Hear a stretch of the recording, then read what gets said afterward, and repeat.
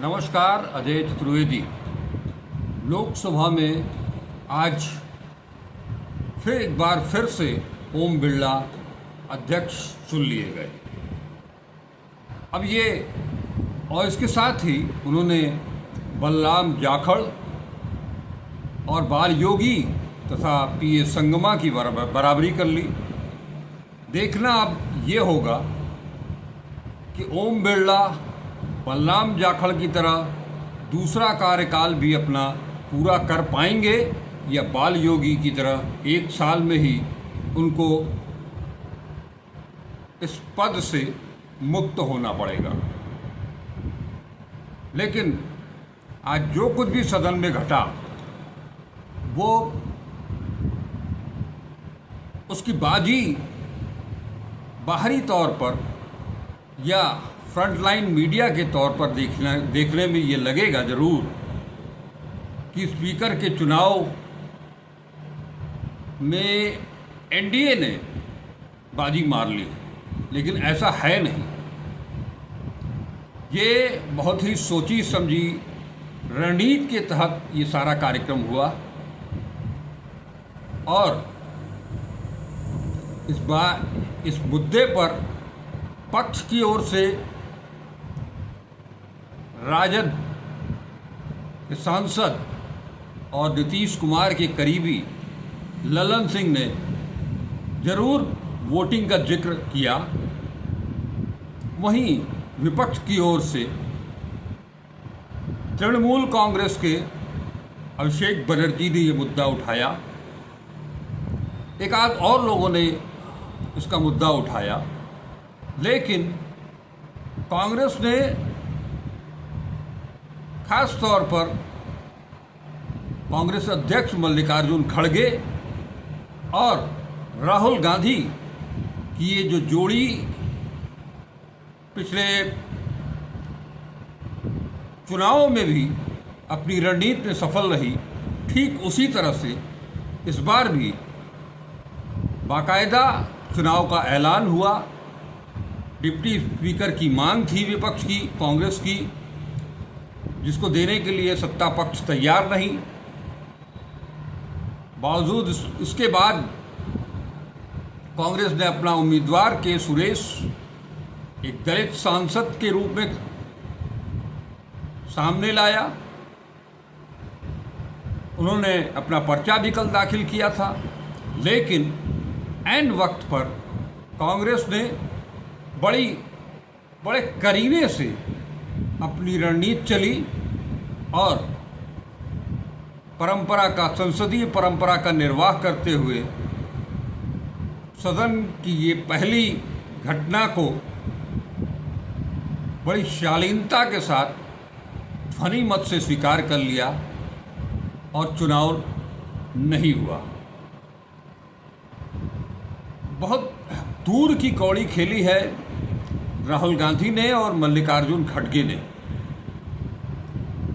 ये जो आपकी रणनीति इन दोनों ने मिलकर के बनाई है, पूरी इंडिया गठबंधन ने जिस तरह से मिल बैठ करके इस नरेंद्र मोदी सरकार को सबक सिखाने के लिए पूरी तरह से एक एक कदम बहुत ही फूंक फूंक करके चलना है और आक्रामक अंदाज में चलना है। ओम बिरला के लोकसभा अध्यक्ष बनने के बाद उन्हें बधाई और शुभकामना देते हुए जिस ढंग से सपा मुखिया अखिलेश यादव ने मीठे मीठे में ही वो सब कुछ बोल दिया जो पिछले 5 साल में घटित हुआ था, और उन्होंने ये उम्मीद जाहिर की कि जो पिछले 5 साल में घटित हुआ है वो अब नहीं होगा। वहीं विपक्ष के नेता प्रतिपक्ष राहुल गांधी ने भी अपने आभार प्रदर्शन में अपने धन्यवाद प्रकाश के दौरान उन सारे मुद्दों को उठा दिया बड़े करीने से जो पिछले 5 साल में हुए, किस तरह से विपक्ष की आवाज़ दबाई गई विपक्षी सांसदों को निलंबित किया गया और जनता की आवाज़, जो लोकतंत्र हमारे संविधान के तहत जो इन सांसदों को जिम्मेदारी दी गई है, उस आवाज़ को दबाने की कोशिश की गई और इस बात को बड़ी प्रमुखता के साथ प्रतिपक्ष के नेता राहुल गांधी ने रख दिया। हालांकि उसके बाद एनडीए ने भी अपनी रणनीति के मुताबिक काम किया और लोकसभा स्पीकर ओम बिरला ने 1975 के उस इमरजेंसी काल को उठाते हुए सदन में बहुत कुछ कह डाला। लेकिन एक बात साफ है कि इस बार जो इंडिया गठबंधन बना है उस गठबंधन से, और ख़ास तौर पर कांग्रेस, वो सत्ता पक्ष के दबाव में, उनके डर से, सरकारी एजेंसियों के डर से जो लोग पार्टी छोड़ करके चले गए, कांग्रेस का दामन छोड़ करके चले गए, बीजेपी में शामिल हो गए या बीजेपी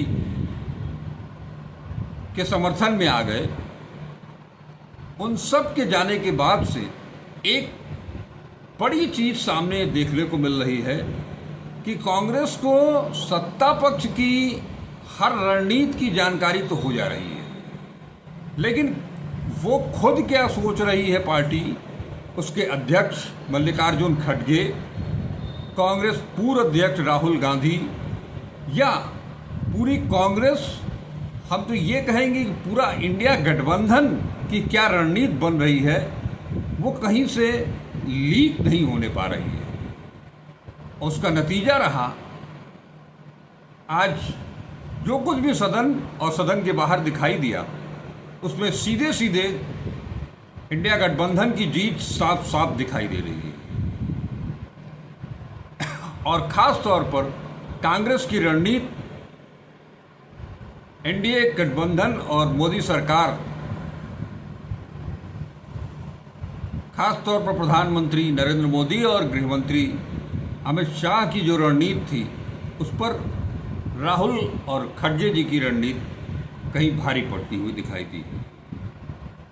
और ये सिलसिला लगातार जारी रहेगा और आक्रामक तरीके से जारी रहेगा। अब जब 27 तारीख को, 27 जून को महामहिम राष्ट्रपति का संबोधन होगा संयुक्त सदन में, उसके बाद जो उस पर चर्चा होगी, उस चर्चा के दौरान बहुत सारे मामले खुलने बाकी हैं और ख़ास तौर पर दो मुद्दे तो ज्वलंत हैं, इनका सदन में गूंजना तय है।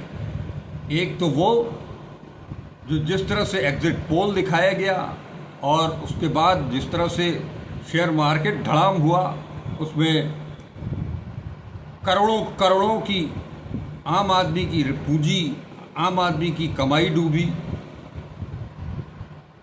और परिणाम आने के बाद जिस तरह से वो स्टॉक मार्केट डाउन हुआ, वो सारा मामला तो आएगा ही। उससे बड़ा मामला पेपर लीक का मामला होगा, नीट यूजी का मामला होगा और शिक्षा मंत्री, शिक्षा मंत्रालय पूरी तरह से उसमें घेरे में आएगा। और सबसे बड़ी चीज़ ये है कि अब जब विपक्ष को प्रतिपक्ष का नेता मिल गया है, तो मीडिया हो या पार्टी, संसद के अंदर अब राहुल गांधी को की बातों को नज़रअंदाज नहीं किया जा सकेगा, उसको स्पंज नहीं किया जा सकेगा। और मीडिया को भी विपक्ष के नेता के तौर पर राहुल गांधी की बात को कहीं न कहीं तवज्जो देनी ही पड़ेगी। ये इस रणनीति के तहत आगे बढ़ते हुए वो चलेंगे। इंडिया गठबंधन जहां संसदीय परंपराओं, संसदीय मर्यादाओं और संविधान के तहत अपने आप को ढालते हुए सदन के अंदर पेश आएगी, वहीं खास तौर पर कांग्रेस और वहीं समूचा विपक्ष आक्रामक रूप से सरकार पर आक्रमण करते हुआ दिखाई देगा, संसद से लेकर के सड़क तक। ये बहुत दूर की कौड़ी है, बहुत दूर की सोच है। इस सोच के तहत उन पार्टियों को, उन निर्दल सांसदों को भी कहीं न कहीं अपनी तरफ मोड़ने का, अपनी तरफ ले आने का प्रयास भी जारी रहेगा। हालांकि इस प्रयास में एनडीए, खासतौर पर सदन के नेता, प्रधानमंत्री और गृहमंत्री अपनी चाल बुनने में जुटे हुए हैं। देखने काबिल होगा कि इस रस्साकसी में वो 272 का आंकड़ा कौन छू पाएगा। वो मज़ेदार रहेगा। चलिए चलते हैं, फिर मिलेंगे, मिलते रहेंगे इस वादे के साथ। आप हमसे जुड़े रहिए, हर खबर पर हमारी नज़र है, हम आप तक लेकर के आते रहेंगे। बस थोड़ा सा सहयोग, वीडियो को पूरा देखते रहिए, लाइक शेयर करते रहिए, कमेंट बॉक्स में अपने विचारों से अवगत कराते रहिए। और अब तक अगर अजय चतुर्वेदी 842 यूट्यूब चैनल को सब्सक्राइब नहीं किया है तो उसे सब्सक्राइब भी करें। नमस्कार, अजय चतुर्वेदी।